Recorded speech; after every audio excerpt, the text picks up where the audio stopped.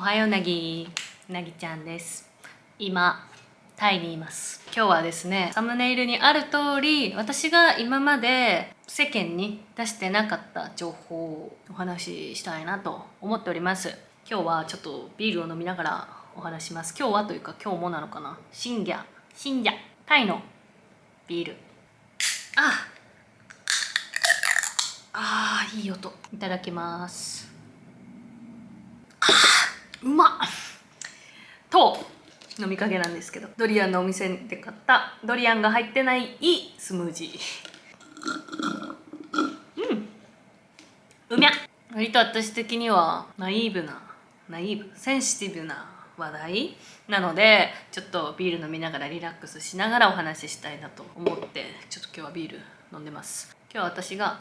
何をしてきたのか、何を思って生きてきたのかっていうことをお話ししようと思ってるんですけど、なんでこの動画を撮ろうと思ったかというとですね、今タイにいて、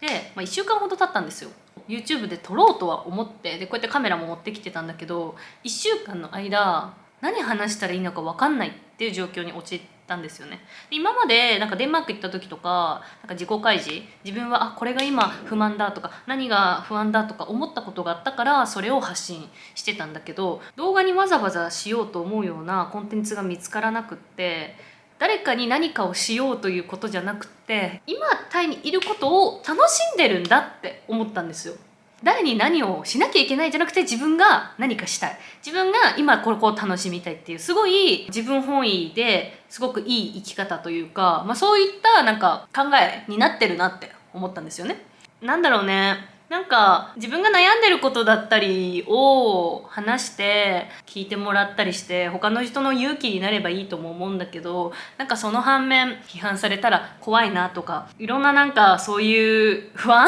要素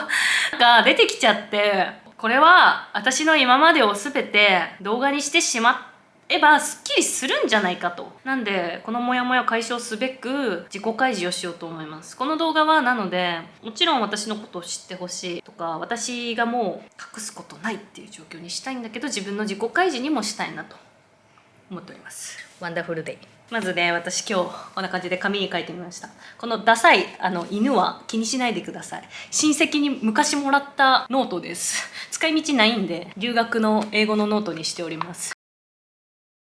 大きな病気が私にはあります。最後にお話ししようと思います。私の大きな病気。16歳で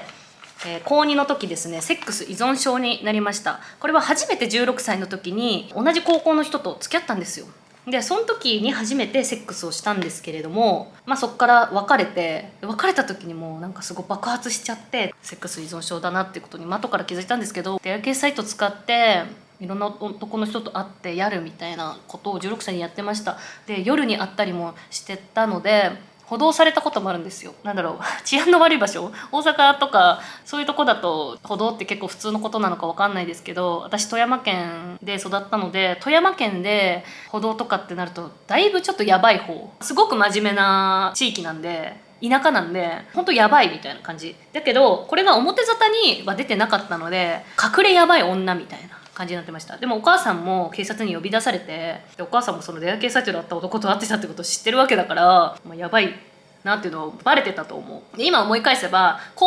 まずこうなったことが私の家庭環境に問題があるのかなって考えてみたけど、確かに私は母子家庭で育ったけれども、なんでこうなったのか自分でも分かんない。その家庭環境のせいでもない気がする。本当に生まれ持ったどっかの遺伝子なのか、特別な変異なのか分かんないけど、こうなってしまった。ただ彼氏と別れただけでこうはならないと思う。大きな病気後で発覚したので、それだったのかなというふうには今は思っております。次、18歳になって調理の専門学校に行ったんですけど、ここでセックス依存とプラスアルコール依存になりました。これはね、もうね、何かに依存しないとやっていけないみたいな、なんか気持ちだったんですよね。この時も専門学校の時に知り合った男の子と付き合ったんですけど、すぐ別れちゃってアルコールに依存してましたね。18歳で道歩きながら飲んでたりとか、めっちゃ酔うために神風っていうめっちゃアルコール度数の高いカクテルあるじゃないですか。それを一気飲みしてクラブでこうグングンなってるところでいろんな男とやるみたいなことやってて、アルコールに重ねてセックスみたいな、クラブとか一人で行ってましたね。この時本当にやばい女だったと思います。この辺からちょっと飲まないと話せなくなってくるぐらい、結構なんていうかな、思い出すだけで心がうってなるような記憶、あります。はい。次、19歳で就職しました。リーガロイヤルホテル大阪に就職しまして、その後京都の配属になったんですけど、キャバ嬢になったっていう風に私今公にね SNS には言ってるんですけど、実はですね、この間にあることをしました。2ヶ月ほど風俗で働いたんです。実はこれ旦那にも言ってなくてですね、たったの2ヶ月、されど2ヶ月なんですよ。私の中で自分が風俗で働いたっ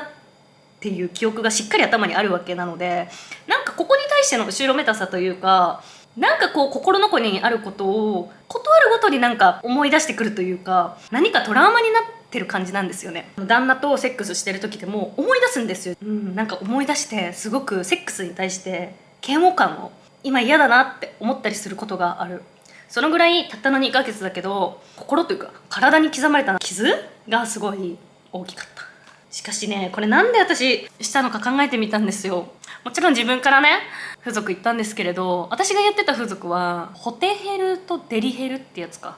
に行ったんですよね。この時調理師してたんでお金なかったんですよね。お金ないなら実家帰ればいいじゃんって。だけど富山県にね、実家に絶対帰りたくなかったんですよ。母親と絶対一緒にいたくなくて、2人暮らしなんでね、もう帰ったら喧嘩すること分かってるし、大阪にいたいから家賃払わなきゃいけない。そこでやっぱり男の力使って家賃払ってもらうとか、そういうことを考えたりして良くないことをやったりしてたんですけど、長続きしないですよ、そういう関係は。男の人とね。じゃあもう自分の力で何とかするってなった時に、もう風俗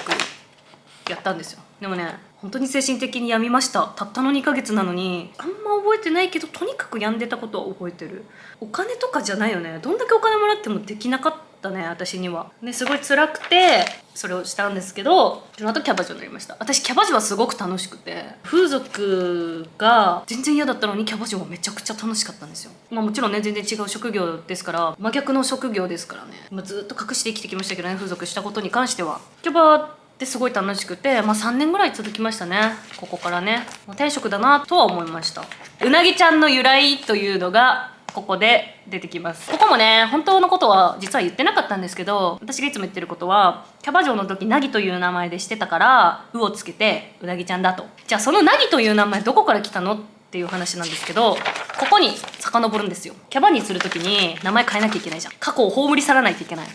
その時に友達の風俗嬢が使ってた名前がナギだったんですよ。もうキャバ嬢も最初は長く続けるつもりないから、何にも考えずに、じゃあ友達ナギだったからナギでいいやって言ってナギにしたんですよ。その子がじゃあなんでナギにしたのって聞いたら、ラキスタのナギというアニメのキャラらしいです。そこはだから私が別に関係なくて、友達がナギって名前にしてたっていう理由で実はナギにしてます。じゃあなんでナギなんてそこまで遡られたらちょっと言わなかったですけど、そういう理由があります。本当に浅はかな気持ちでナギという名前つけました。でそこから「う」をつけてうなぎちゃんだけど、私うなぎちゃんって名前今すごく気に入ってます。このね、うなぎちゃんって名前には私の過去全てが入ってる。だからすごく大事なんですよね、私にとって。うなぎちゃんって名前すごく大事です。これを否定するとやっぱ自分の過去全部否定してるみたいなというか、そういうことになっちゃうから、何も間違ってなかったというか、その過去があるから今があるから、うなぎちゃんって名前本当にすごく大事です。そしてこの時京都に配属になったんで、その後京都でキャバ嬢をしてたんですけど、その後ね、千葉引っ越してですね、モラハラ男についていってキャバを始めました。じゃあなんで千葉行ったんって話。京都からなんで千葉に行ってキャバしたんかって、わざわざ引っ越して。このね、モラハラ男どこで知り合ったかというと、オンラインゲームなんですよね。病んでてね、キャバすごい転職って思ってやってたんだけど、やっぱりやっていくうちに本当にこのままでいいのかっていうふうに思ってきて、大きな病気が私ありますから、その大きな病気が原因となって何かに依存するんですよ。で男に依存して楽できるんじゃないかみたいな、ちょっとやそっと出会った人についていくっていう尻軽なことをしてましたね。これが千葉に行った理由です。最初で自分からハマりに行ってるんですよ。モラハラに引っかかったとかでも何でもなくて、自分から行ってるんですよ。だから私この時の気持ちすごく覚えてるし、モラハラっていうのはね、捕まるのではなく自分から捕まりに行くものなんですよね。結局自分の心の弱さと相手の弱さが共鳴してるんですよ。今やってる活動としてはモラハラだったりとか支配しようとしてくる男性に対して女性がどうしたらいいのかっていうことをやっぱり発信していきたいと思ってショート動画を実は撮っております。そしてモラハラ男から脱却して22歳ライブ配信者になります。なんでキャバ嬢からライブ配信者になったのか。そもそももうモラハラ男の時点でですね、私は今の私嫌だ、このままでいいのかって思ってるわけだから、ステップアップしようって。でモラハラ男から脱却した瞬間にうなぎ登り行きましたね。変わろうって、なんとか今の状況を抜け出そう、もっといい方向に行こうって、何者かになりたい、ずっとそうやってライブ配信したら有名になれるんじゃないか、そういった思いでライブ配信始めました。これ9ヶ月したんですけど、ポコチャってアプリでトップまで行きまして、ものすごい配信頑張ってこの時にトップ行きました。この時はセックス依存なくなってた気がする。アルコール依存はあったかな。でもなんか結構うまい具合に付き合ってた気がする。この時からリスナーさんがすごく支えてくれてたと思う、私のこと。今も YouTube 活動してて未だに見てくれてるこの時からの配信者、この時からのリスナーさんいて、もう本当に嬉しいよね。この時に助けられたと思う。認めてくれるみたいな、すごく感謝してます。実は選挙の時もね、この時のリスナーさんが応援来てくれたりして、私この時に本当助けられたと思う。だってモラハラのとこから脱却してさ、やっとここで踏み出したっていうところかな。22歳でね、9ヶ月しました。はい。で23歳でやっと音声 YouTube というものを始めます。23年一旦して、今もねやってるんですけど、一旦 2,3 年やって、私かなり倹約家なのでこの時にかなり貯金をしました。多分普通の23歳じゃ持ってない金額をね貯金しましたね、この時に。でもね、これでもね思ったんですよ。本当に私このままでいいの？このままでいいのかっていうね。実はこの時から、25歳までに結婚をしたんですね。ちょうど23歳の温泉 YouTube 始める前ぐらいに今の旦那とお付き合いさせてもらって、初めてなんかこう平穏を手に入れたんですよね。恋としても平穏だし、アルコール依存もならずに仕事も安泰して、初めて安泰を手に入れたんですよ。初めての。だけどあれみたいな、なんでこんな気持ちになるんだろうみたいな、昔と同じ気持ちになってるんですよ。もうこの時と同じ気持ち、ずっとこの時と安泰なのにずっとこの時と同じ気持ちなんですよ。ずっとおかしいと思って。でもすぐやめずにね、温泉 YouTube を悩んで1年ぐらいでもね続けたの。悩みながらも1年ぐらい温泉 YouTube 実は続けて、すっごいいろんな人にも相談したし、ちょっと入ったバーとかにも相談したり、仕事うまくいってるんですけどみたいな、でもやりたくないことだった場合ってどうですかみたいな質問。稼げるけどやりたくない仕事と稼げないけどやりたい仕事だったらどっちしますかみたいな話で、そんなことをすごい考えてた。なんかこの時にはこれがやりたくないことになぜかなってたんだよね。私がやりたいことって何なんだろうって、分かんないから海外行ってみるって言って25歳の6月にデンマークに行きました。でスウェーデンにも行って、で海外面白ってなったんですよ。何がをしたいか分かんないけど、とりあえず海外行ってみようって思ったんだよね。もうここに関してはもう理由がない。ただただ面白い、行ってみよう。よく旦那も言われてたのが、ここで一番我慢して努力したからここで貯めたお金全部使っていいじゃんって、お金って使うためにあるんだよって、貯めるためにあるんじゃなくて使うためにあるんだよってことで、ここから使い出したんですよ。お金を初めて、ずっと貯めてたお金を初めてここで使い出しました。ここでね初めて。そしてマルタから留学帰ってきて、さあタイに行こう、次はタイに行こう、100カ国目指そうって時に選挙の募集を見てちょっと政治家やってみようって言ったんですよ。この時には自分が楽しいこと、自分がやりたいことってなんだろうって自分探しの旅に出てた。この6月から自分探しの旅に出てたところだから、ここでも自分探しの旅の経路の一つじゃないかなって思って挑戦してみました。これが足立区議会議員選挙でした。ものすごく選挙辛いこともいいこともあったけど、総称して楽しかったです。人生一つの勉強になりました。26歳にしてものすごい勉強になりました。政治のこともいろいろ知れたし、選挙の仕組みも知れたし、とにかくいろんなことを知れました。ものすごく楽しかった。ここはすごく楽しかったって言えます。あいにくね当選しなかったので、さあじゃあ戻ろうかっていうことで今タイに来てます。タイランド。ちょっとかっこいいから英語で書いてみたタイじゃなくてタイランドなんだよって自分探しの旅を今しております。私今後100カ国と47都道府県の温泉に行きたいなと思っております。あと94カ国と、日本はしたら93か、もうちょっとでマレーシア行くんであと92カ国になるのと、あと30都府県の温泉に今行ったので、あと17都府県の温泉に行こうと思っております。これが今の私の目標。大きな病気がありますって気づいたんですよ。生まれて物心ついてからずっとある病気。これがですね、何しても消えない、満たされない病です。何しても満たされないっていう、もっともっとモアモアモアってずっとなっちゃうんだよね。正直一見私は幸せに見えると思う。いい旦那さんもいて、何不自由なく別に暮らせて、自由なことやってるようにも見えると思うし、精神的にも安定して一見見えるかもしれないし、言いたいことをはっきり私は言うし、でもね、満たされないんだよね。もっともっとって思っちゃう。これはね、もう本当に旦那にもずっと相談してるけど、セイラはそうなんだよって、だからそれを受け入れなさいよって、これを直そうとしたらダメだよって、そういう性格なんだよって、だからこれが原動力になって行動できるんだよって旦那にすごくカウンセラーされてます。今私の幸せは何か明確にしたい。ふわっとじゃダメ、ふわっとじゃダメなんです。しっかり明確にしたい。これをふわっとさせて死ぬのは嫌だなって、妥協してこれが幸せなんだっていう妥協するのも嫌だなって、自分は何を求めてるのかもっと知りたい。だから自分の知らないこと、世界のことだったり政治のこともそう、自分のこともそう、何もかも自分の知らないこと全部知りたい。全て知りたい。これが私の源だなって思いました。ずっとそうやって生きてきたなって。この先に何があるんだろうって、自分がやったことないこと全部やってみたい。本当にちっちゃなこと、ここ来てドリアン食べたことないからドリアン食べてみたいなとか、じゃあドリアンのピザ食べたことないからドリアンのピザ食べてみたいなとか、タイ来たことないからタイ来てみたい。選挙だってそう、選挙出たことないから出てみたいとか、なんか本当にやったことないこと全部やりたい。全部やりたい。私はレズじゃないけどレズの人とセックスしてみたいとかも思ってるし、いっぱい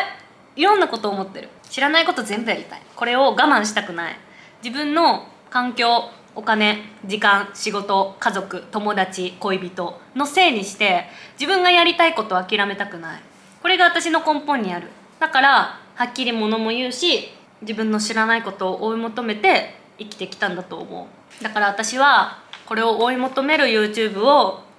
これからもしていきます。そして自分はそういった目的でやっていくことを発信するんだけど、それを見た人が元気もらえたり、じゃあ自分もやってみたいって思ってくれたり、あと一番傷ある場所、モラハラ男、今しんどいって思ってる人に発信したりしたいし、あとはずっと隠してたここのことだったりを自分の中もクリアにしたいし、それに対して悩んでる人もすごく多いと思う、女性として。だから私選挙でもすごく女性としてのことをはっきり言っちゃってたと思う。若いから、女性だから心の傷を負わなきゃいけない、そういった時がある。そういうことを発信していきたい。自分も苦しんでるし、それを苦しんでる人がもっといるから、私はそういう人に元気与えつつ、自分も自分の中身もクリアにしていきたい。それがこの YouTube の全て、この私の26年間の人生の全てなのかなって思いました。はい、すっきりしたすっきりしたありがとうございます。すっきりしましたもう正直どこまで行っても自己満の YouTube だから、この自己満についてきてくれる人がいたらまあ嬉しいと思うし、これを見て勝手に元気もらってくれたら嬉しいなって思う。やっぱり責任とか大嫌いだから、重りになるのも嫌いだから、勝手に見て勝手に元気もらってくれたら嬉しいなとも思います。私のことを見てくれてる人は配信のこと考えたら5年4年ぐらいだし、そんだけ長くこの YouTube 見てくれてありがとうございます。今私のことを知ってくれた人も、ちょっと前に知ってくれた人も、この選挙で知ってくれた人も、私に興味持ってくれたら、これからも私の人生をね見てくれたら嬉しいなと思います。じゃあね、ありがとうございました。ありがとうなぎ、おやすみ。